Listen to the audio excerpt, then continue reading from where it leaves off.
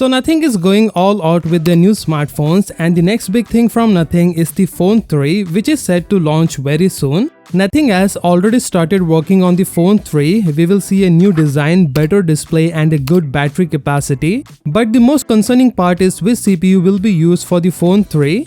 In the Phone 2, we saw the 8 Plus Gen 1 CPU, which was a year old but still had the ability to handle heavy day-to-day usage. However, many people are assuming that the Phone 3 might come with the 8 Gen 3 CPU. Yes, I agree that there is a high possibility that Phone 3 may come with the 8 Gen 3, but I don't think so. Nothing typically known for providing flagship specs at a budget-friendly price point. If they use the 8 Gen 3, the cost of the Phone 3 will automatically increase us beyond our expectations. I think Nothing will go for a new Snapdragon CPU for better performance, which also comes in a budget.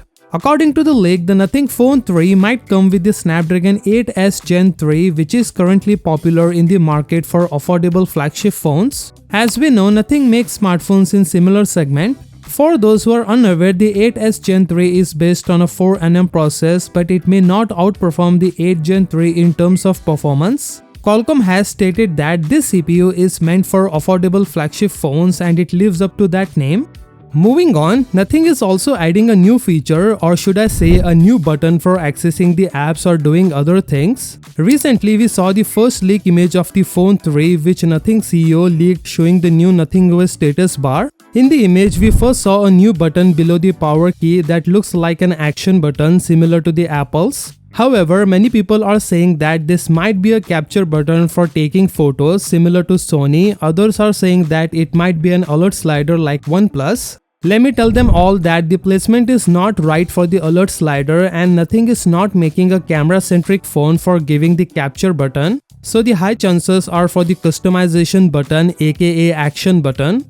Coming back to the Nothing OS, Nothing has done a great job with the quick setting bar. Honestly, I like this new look more than previous one. It is more minimal and organized. However, there are still a few changes that could be made, such as getting rid of red and black theme accent and adding some new fonts for customization in the settings. Additionally, redesigning the lock screen for more appealing look would be a great idea.